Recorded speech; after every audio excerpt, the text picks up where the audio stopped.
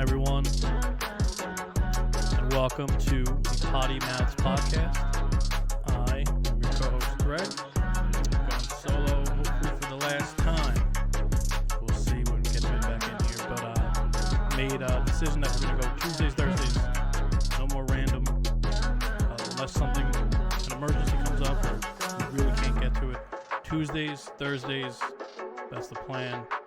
Try to pump these out twice a week for you consistently. I want to be consistent with this so you know when we're coming to Spotify, Apple, Amazon, YouTube, anywhere, and iHeartRadio, anywhere where you get your podcast, we should be there. So you can watch us and listen to hopefully us. But yeah, we have a lot to talk about today, but I'm not talking about the big game.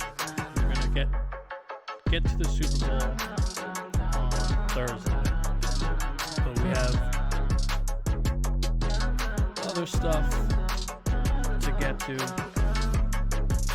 So yeah, like I said, we're going to get to Super Bowl on Thursday. But first things first, we had a massive trade in the NBA. Huge. Some are saying the biggest trade ever. And I think you know what I'm talking about, who I'm talking about. De'Aaron Fox traded in a 3-team deal, and he is going to land with the Spurs with Jordan I can't say McLaughlin. The Kings will get Zach LaVine from the Bulls, and Sidi Sissoko. Kings will also get 3 first-round picks, 3 second-round picks. The Bulls will land Zach Collins, Trey Jones, Kevin Huerter, and they're getting their own, I believe, first-round top 10 protected pick, I believe, from the Spurs. So De'Aaron Fox, if you don't know him, is a young all-star, speedster, great player, great athlete. In the national spotlight, I guess you're kind of buried when you're on the Kings these days. But, we'll see how he does with Wemby down there and CP3. So, and he reunites with Harrison Barnes down there in San Antonio. So that, people are saying crazy things about that. The De'Aaron Fox trade. Unbelievable. Oh. Wait. Was there another? Did someone else get traded? Oh, shit. Oh, yeah. This guy, Luka Doncic? I don't know much about him, but yeah, the Lakers and the Mavs pull off a stunner late Saturday into Sunday, 1 a.m.ish around, I believe. After midnight, definitely, I believe. And Luka to the Lakers in another 3-team deal. So this one was wild. The Lakers are going to get Doncic, Maxi Kleber, Markieff Morris. Dallas gets Anthony Davis. Nothing to, look down at. Max Christie and the Lakers 2029 first-round pick. The Jazz are going to get Jalen Hood-Schifino and a Clippers second-round pick and a second-round pick from Dallas. So this was, people are saying it's the biggest NBA trade ever. My buddy texts me, he goes, what's the big deal? And I pretty much said, imagine 3-4 years ago, Judge gets traded in the middle of the night after they made the World Series but lost, and he is now with Trout. Then I thought about that, and I think Luka might be bigger than that. I don't know, because he's so young. He's so young, and he's already made All-NBA first team 5 times. So, I don't know, as good as Judge is, that was my equation, because he's a baseball guy, and he understood right away, nothing, no leaks, no rumors. Pretty wild to see this happen in the, dark of the night. Now, people are saying, I think people are mostly saying that Dallas got fleeced here, but I'm gonna push back on that a little bit For the next 2 to 3 years, Dallas now has 3 bigs in Lively, Gafford, and AD now to throw at Jokic. They have 3 future Hall of Famers in Kyrie, Clay, and AD. They have decent depth. Now, they don't have a guy who can drop easily like 45 in a playoff game like Luka could. But look to the playoffs. I think you easily have 70 points. Waking up, I think you easily have 70 points to maybe 75 points from Clay when he's on, Kyrie when he's healthy, and AD when he's out there. So next 2 to 3 years, Dallas should be okay. Anything after that, yeah. That's when you look at, we let Luka go. So young, so talented, one of the best offensive players in the game. Some say ever. He's a beast from the outside, can post you up, good passer, gets rebounds when he's there. So real shocker of a trade here. And now people are saying this is the trade before the trade for LA. They need a big, or are they blowing this up and keeping Luka? Are they trying to get LeBron out of there? There's all these rumors that LeBron and Steph want to play together. All these Knicks fans are still holding out hope that he plays at the Garden for the Knicks. Yeah, it's not happening. The Knicks wouldn't have a team. It would be LeBron, and they'd have to re-sign like Allen Houston. So I don't know. We'll see how this goes. But no, I was joking with the Fox stuff, but he's an all-star. He's a very good player. Wemby now has a legit second scorer, another great teammate. Obviously, Chris Paul is one of the best point guards ever, but he's not what he was, even though he could still, dish out double digits assists, which is kind of easy when you have the Eiffel Tower down low in the paint. So yeah, we start off with the NBA there with a trade. I'll go to the Pro Bowl real quick. I tuned in a little to the games, not the football game. Just a little bit. I kind of kept my eye on it from afar. And then I actually forgot Sunday that the Flag Football game was on when it was. And I threw it on, caught it late. 76-63.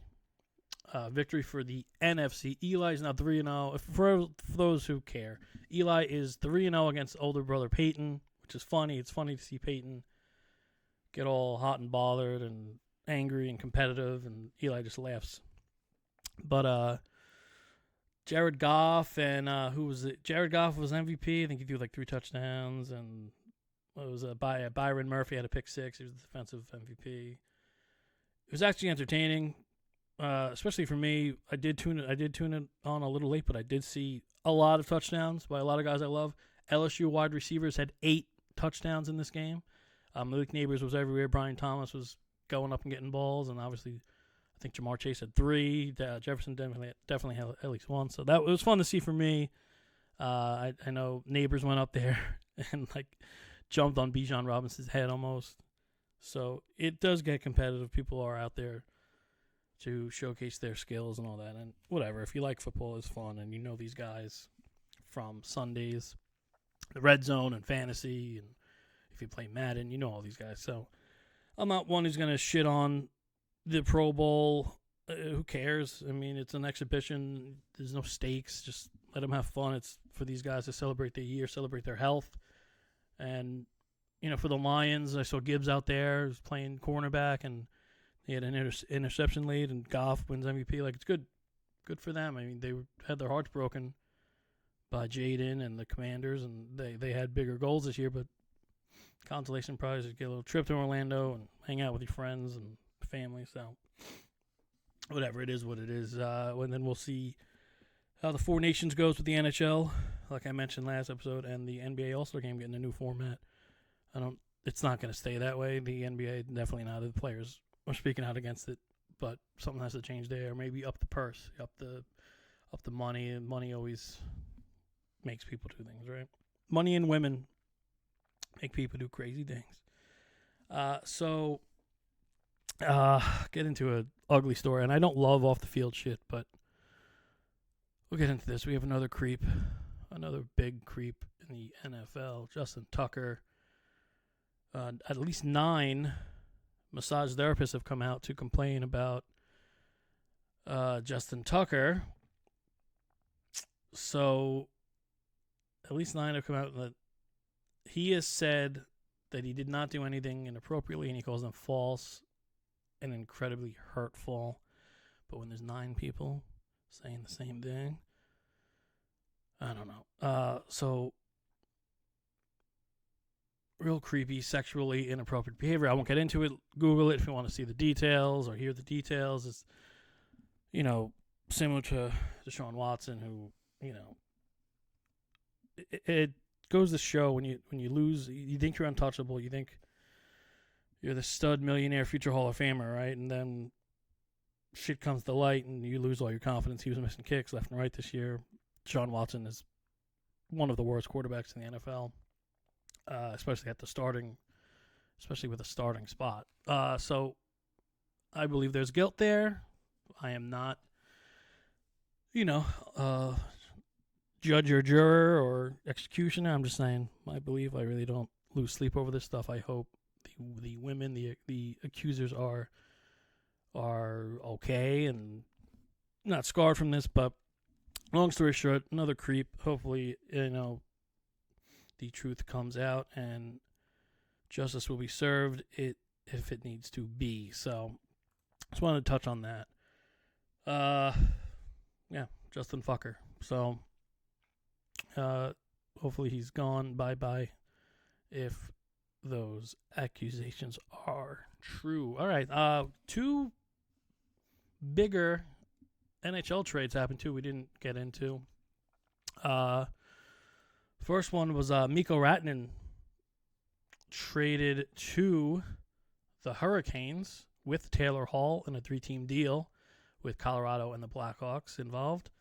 Colorado got Jack Drury and Martin Nikas. And then Chicago is getting a 3rd-round pick in the 2025 draft.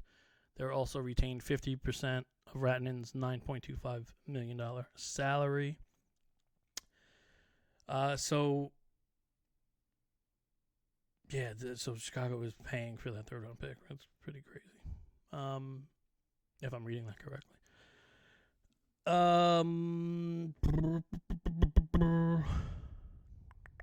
Colorado also got a prospect, Nils Juntorp. It could be Niles, could be Nils. There's no E. Hockey names are never the easiest, but they're always fun.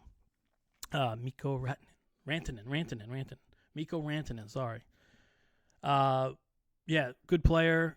This helps Carolina, so we'll see how that goes. Also, locally, the Yankees, the Ice Yankees, which are the New York Rangers, got JT Miller back. Philip Hedel, Victor Mancini, and a first-round pick is what's being shipped to Vancouver. So, Miller is 31. He's 35 points in 40 games this season. And he's in the 3rd year of a 7-year deal for $56 million, $8 million per. So we'll see. The Rangers have been better as of late. When they shipped their captain Trouba, things were looking, like an awful failure of a season. But we'll see. My Islanders jumped them recently in the standings, but they just lost to Florida. So that's fluid. It's going to change maybe daily at this point. We'll see what happens with the NHL as we get closer to spring and the Stanley Cup playoffs, and we'll see how these trades work out for these teams and where it goes from there. But the 4 Nations will be fun. It'll be a nice little break for these guys. I'm interested to see if U.S. can lift that trophy. That Canada team is loaded, though. Same with, Sweden's always good and all that. So we shall see. I don't have much for you without Vin and without. I'm trying to avoid Super Bowl talk because you're gonna get it out the ass. Up the ass, out the ass, in the ears, out the eyes. I don't know, twice on Sunday. Yeah, so I'm just going to talk about a little pop culture now. And Grammys were this weekend. And Beyonce, first black woman to win Best Country Album, which is pretty impressive. Good for her. No reason to hate. She won. And she won three total awards on the night. She was nominated 11. But the big winner from the Grammys, other than everyone who's a fan of Bianca Censori, the real big winner is Kendrick Lamar. He swept the five categories he was nominated in. He won Best Song, Best Record, or whatever. Best Song and Record. He won Best Song for a diss track, which is unbelievable. To make it that good, to make it that relevant, to make it that, I'll say popular, because I do think Grammys is a popularity contest more often than not. With some of the winners, I don't watch every year. I like to know what's going on with music and movies and all that. Kendrick Lamar, continuing the shade, wore a Canadian tuxedo. If you're watching on YouTube, you saw his outfit, just the top half of his outfit. He wore a denim Dan. He wore the Canadian tuxedo, denim on denim with the denim hat, and he wins the 5 awards he was nominated for. So good for him. What I've heard, it's pretty damn good from him. I haven't dove in fully, but listen, he what do you want, a Pulitzer Prize for his writing for his first album, I think, or maybe Damn, was that his first album? So listen, he's talented. He's I don't want to say a poet. I don't want to overblow it, but he's good. He's very talented and comes up with good shit. And he took the music world by storm, whether you're into him or not. He took the music world by storm by eviscerating Drake with the beef, and J. Cole bowed out, rightfully so. Who cares? It's not that serious, unless it is. But yeah, so that's the Grammys, and so some of the red carpet looks. Olivia Rodrigo doing her thing. Saw you. So always fun to check that stuff out if you're into music like I am. And then last thing I'm going to do, then I'm going to get the hell out of here and start prepping for the Super Bowl episode on Thursday. Hoping to have Vin, but I keep saying that, and I don't know. We'll definitely have flush picks for you. Last week, flush pick, not so good. We went 0-2 in college basketball. I thought North Carolina could keep it closer with Duke. Did not happen. I was off by, 3.5, 4 points, 4.5 points. Yikes. 4 points, I believe. And then Vin, Missouri took Mississippi State to the woodshed. Woo. And killed them by like 20. And they were up all game by that. And then I was mistaken. The handball World Cup final was in Sweden, I believe. It was a co-host situation. The host countries were Croatia and I believe Sweden or Norway. Well, somewhere up there. But Denmark got the win over Croatia. That was a passion play for me. I'll try not to do that again. If you're following our bets, I did not post. I missed the tip for Mississippi State versus Missouri. So I did miss the post. I didn't want to put it late. I also thought there was a good chance North Carolina got kind of shellacked, and they did. But, I didn't put that up. But that's why I want you to listen, watch, follow, like, comment, subscribe. Comment on our Instagram, on our Twitter, on our Blue Sky, on this YouTube video if you're watching. Comment. Tell us who you like. Tell us, I mean, like betting-wise if you want. Tell us how you feel about, I would say Beyonce, be careful, the Beehive, they don't take kindly to slander. Tell us how you feel about what you saw at the Grammys. I did not watch, so if there is a performance that you think I should tune into, was it Charlie XCX, whatever her name is? I think she crushed it from what I was reading, what I was seeing on the interwebs. But yeah, let me know what I should be watching. Let me know if there's a new song out that's good. The Weeknd just came out with some stuff with an album. But I don't know. I don't seek out too much stuff because it kind of has to find me these days, unfortunately. Just a lot going on and a lot to track. So, all right, last thing, I'll get into some movies coming. And yeah, there are talks about 2 huge franchises from the 80s getting revived and the sequel trilogy. And the first one being Goonies 2 is in the works. A classic if you were a child in the 80s and 90s. And hopefully today, I hope parents are showing their kids the classics from, my age group. I think they might be, I hope. I don't know. Everything's different with streaming and everything. And people are getting away from basic cable. So, maybe you won't see Goonies on TBS at noon on a Saturday. I don't know. I don't know how things go these days. But Goonies 2 is looks like it's going forward. Hopefully they bring back all original cast members that they can. And hopefully, I saw people talking about this. Shout out to like Christian Harloff, John Roca, Roxy Stryer, Steph Sabra, and Mike Kalinowski, and everyone I watch on YouTube. They do great things if you're into movies and pop culture and current events, really, if you find the right videos. But they said they would want this video to be about them and not their kids. People care about the originals, the original cast, the original characters. I tend to agree. I think you lose something when you throw their kids into it. I know they mentioned that maybe the kids get taken or stuck or trapped, and now the parents have to be in action, and we get the original cast, boots on the ground. But I don't know. We'll see. But it should be fun. And then the second franchise that is getting a third movie, Gremlins, everyone's favorite Mogwai Gizmo. He is hopefully out of Manhattan or wherever the second movie took place. It was very modern and in like an office building, and people didn't love it. I thought it was fun. There was a ton of Gremlins in it, not just like the original like 5 or whatever in the first one. These are classics, just like the Goonies and all that. So hopefully they go back to basics, and it's a smaller story. Maybe one central villain. He doesn't have to wipe out a whole office building filled with possibly hundreds of gremlins. But yeah, don't feed it after midnight. Don't get it wet, and keep it out of the sun. Right. So if you've never seen Gremlins, it's great. The first one better than the second. The second one's still good if you're a Gizmo guy like I was growing up. And that's it. That's all I got. I know there's more to come on the NBA trade front lines. We'll see what happens there. I know there's still some free agents to be signed in Major League Baseball. And then maybe Thursday we didn't get into MLB Hall of Fame voting. Mr.